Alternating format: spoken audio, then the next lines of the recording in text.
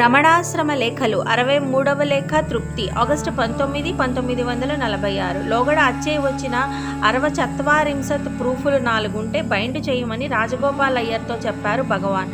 వారి ఉదయం అన్నీ సరిచేసుకుంటూ ఉంటే చూశాను. మధ్యాహ్నం 2:30కు నేను వెళ్ళేసరికి అట్టలు వేయడానికి సిద్ధంగా ఉన్నారు. వారికంతా చెప్పి పక్కనున్న వైకుంఠవాసులతో నవ్వుతూ ఇలా అన్నారు భగవాన్. పోనీ ఇవి బాగు చేస్తే 4-5 బుక్కులు అవుతాయి, మనం వాడుకోవచ్చు. లేకుంటే మనకు 4 పుస్తకాలు ఎలా వస్తాయి, ఎవరిస్తారు? పుస్తకాలయాల్లో కొనుక్కోవాలి, కాసేది మనకు అని అన్నారు. అందరికీ నవ్వు వచ్చింది. వైకుంఠవాసరు నవ్వారు. ఏమయ్యా నవ్వుతావు?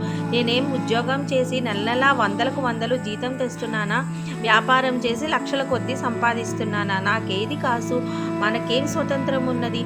దాహం కావాలి అంటే నీళ్లకు మమ్మల్ని అడగాలి. పోనీ వంటింట్లోకి వెళ్ళి అడుగుదామా అంటే ఓహో ఈ స్వామి అధికారం చేయడానికి ఆరంభించాడే అంటారు. నోరెత్తకూడదు. మనకేం స్వాతంత్రం ఉన్నదయ్యా అన్నారు భగవాన్. తాము సర్వస్వతంత్రులై ఇలా అన్నారంటే మన బోటి వాళ్ళు తాకి రావాలనే కానీ వేరే ముందు చెప్పు. ఇదే కాదు, మనం ఎప్పుడు అది కావాలి ఇది కావాలి అని కోరికలకు వశరమై ఆహారాదులలో నియమతి లేకుండా యాచించో అధికారాన్ని ఉపయోగించో స్వేచ్ఛగా ప్రవర్తిస్తాం.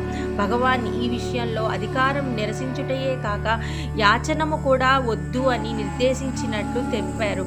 ఒకసారి భగవాన్ హాల్లో ఉండగా సాత్వికాహారాన్ని గురించి కృష్ణస్వామి ఏదో అడుగుతూ ఉంటే భగవాన్ ఇలా అన్నారు. నేను విరూపాక్ష గుహలో ఉండగా అవసరాన్ని అనుసరించి సుందరేశ్వర్ అయ్యర్ భిక్షకు వెళ్ళి ఊళ్ళోంచి అన్నం తెచ్చేవారు. ఒక్కొక్క రోజున భిక్షాన్నంలో కూర నార ఏమీ ఉండేది కాదు. జనం జాస్తి, అన్నం కొద్ది. ఏం చేసేది? ఆ అన్నం నేనే బాగా పిసికి వేడి నీళ్లు పోసి జావల్లే చేసి అందరికీ ఒక్కొక్క గ్లాసుడు ఇచ్చి నేను ఒక గ్లాసుడు తాగబోతే ఉప్పైనా ఉంటే బాగని తోచేది అందరికీ. కొనుక్కుందామంటే కాసు లేదు.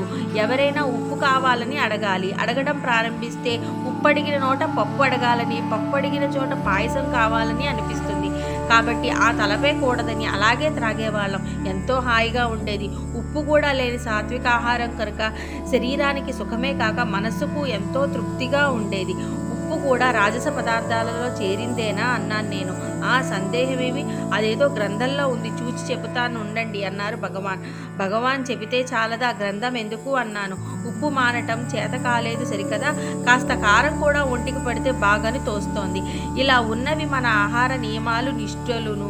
మహానుభావులు లోకోపకార్థం బ్రతకటానికి తింటారు, మనమేమో తినడానికి బ్రతుకుతాం. ఇదే వ్యత్యాసం. బ్రతకటానికి తింటే రుచులతో పని లేదు, తినడానికే బ్రతికితే ఎన్నో రుచులు, ఆ రుచుల కోసం ఎన్నో తిప్పలు.